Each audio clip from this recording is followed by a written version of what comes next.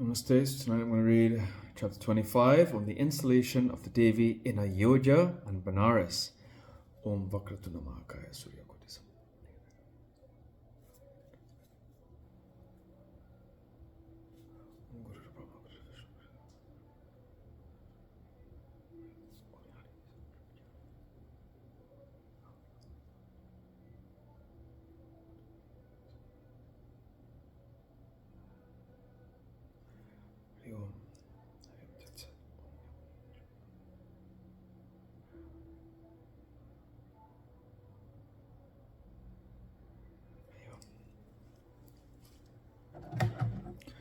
Vyasa said the king Sudarshana, surrounded by his friends on coming to the palace at Ayodhya, bowed down to Lilavati, the mother of Satrujit, and said, O mother, I swear by touching your feet, I have not killed in battle your son Satrujit, nor your father Yudhijit. It is the Devi Durga that has killed them. I am not to be blamed a bit in this. O mother, you need not be sensitive in this. There is no remedy for what will inevitably come to pass. Therefore, you do not be sorry for the death of your son. You must know that the jivas enjoy pleasure and pain as the results of their own karmas. O mother, I am your servant. You are entitled to the same respect and worship as Manorama, my own mother. There is no difference whatsoever between her and you. O mother, you must bear the effects of one's karma, good or bad. Therefore, when pleasure or pain arises, you should not be glad or otherwise. When pain arises, more pain is said to be conceived, and when pleasure arises, more pleasure is seen. But the learned say that man ought not to subject himself to excessive pleasure or pain. O mother, this whole world is under fate, destiny. Nothing of it is yours. Therefore, the intelligent persons ought not to grieve their hearts at any time with sorrow. As the wooden dolls dance in a stage, as dancer by the actor, so the individual souls here work as the results of their past karmas. There is no doubt in this. O mother, I know that the effect of one's own karma must have to be borne. It is on that account that I never felt sorry in my exile in the forest. If you are quite aware that my mother's father was killed here, and my mother, becoming very much afraid and sorrowful, took me and escaped to the forest. The robbers robbed us of everything save our clothes on our bodies. I was then very young. My mother was without any shelter. She carried me with this minister, Vidala, and my helpless nurse to the hermitage of Bharadvaja. There the kind hermit and his wife and the other wives of the hermits protected our lives in that forest with the roots and fruits that can be obtained there in that forest. Thus our time passed. Mother, I have felt no pain then, nor do I feel any pleasure at present, when wealth is flowing onto me. What more to say, I have no feeling of jealousy or envy whatsoever in my mind. O mother, rather it better in my eyes to subsist on roots and fruits than to enjoy kingdoms.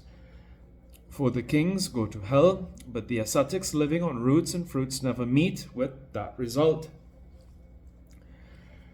The wise should undoubtedly practice dharma and control their passions, and thus save themselves from being led into hells. O mother, the human birth is this auspicious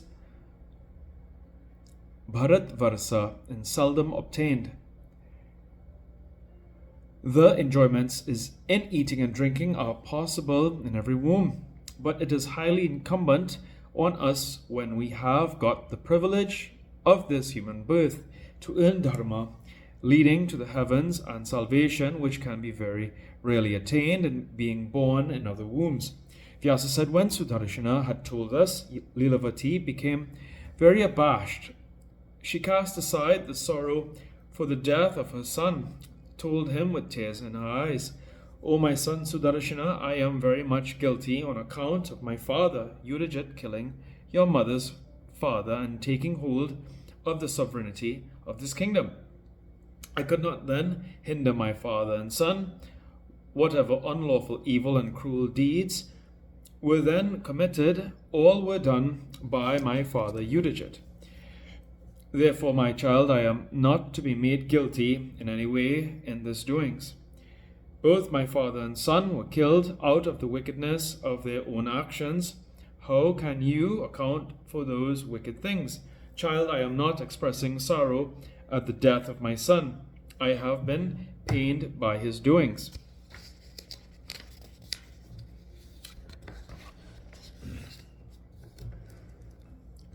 O noble souled one, you are my son. Manorama is my sister. Child, I am not at all offended with you, nor am I the least sorry for your obtaining the kingdom. Child, you are very fortunate, therefore you have obtained by the grace of Bhagavati this kingdom without any enemies. Now rule your subjects according to the prescribed rules of Dharma. Vyasa said, O king, the king Sudarshana heard Lilavati and bowed down at her feet. Then he went to the beautiful palace where Manorama had previously gone and began to live there, inviting the ministers and the astrologers. He asked them what was the auspicious day and the auspicious moment that he can establish Durga Devi on a beautiful golden throne, and he would worship her. O ministers, first I will install on the throne the Devi, the awarder of the four main objects of human pursuits: virtue, wealth, enjoyment, and final beatitude. And then I will govern my kingdom like the kings Sri Ramachandra and others. All the people of the city of Ayodhya ought also to worship this auspicious Shakti, the highest energy, the giver of all desires and siddhis, and that is respected and adored by all. The ministers, on hearing his words, had a beautiful palace built by the engineers, artists, and workmen, and proclaimed in the city the king's proclamation. Then the king Sudarshana had an image of the Devi nicely built and got that installed with the help of the Pandits, versed in the Vedas, on an auspicious day and at an auspicious moment.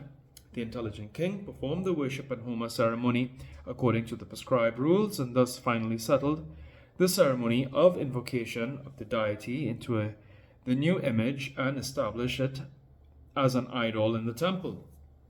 O Janamajaya, there the soundings of the various drums and other musical instruments, the chanting of the Veda mantrams by the Brahmanas, and sweet music were heard, and various sorts of festivities and rejoicings were celebrated. Vyasa said, thus completing the installation ceremony of the Durga Devi by the Brahmanas versed in the Vedas, the king Sudarshana duly worshipped the image in various ways, etc. Thus gaining his father's kingdom and worshipping the Devi, he and the Devi became celebrated throughout the kingdom. The religious, large-hearted Sudarshana, on gaining his kingdom, brought all the other feudatory princes under his control by the sheer force of his religious character.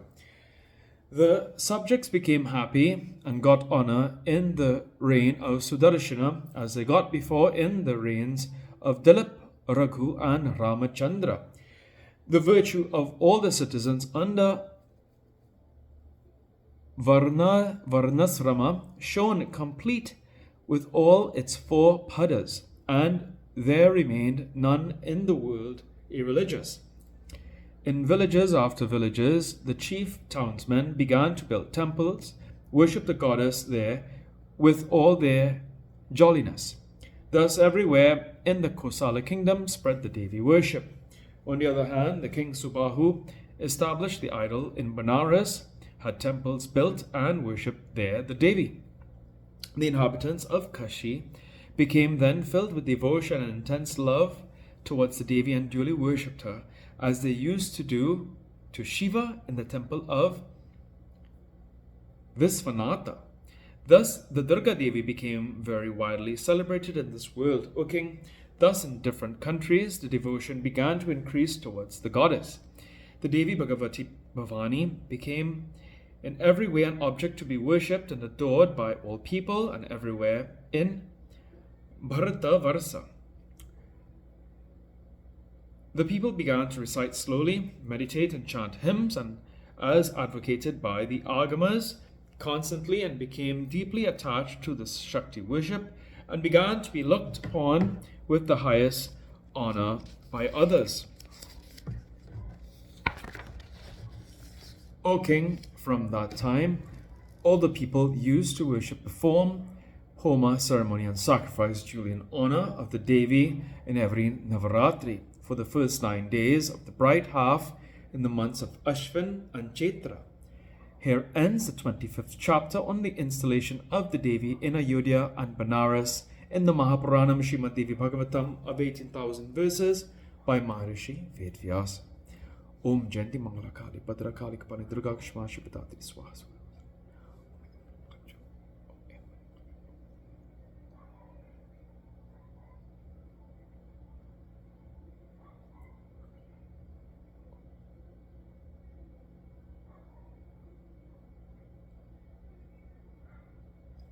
Om Tuya Mata Chapita Tuya Bandhu Shasaka.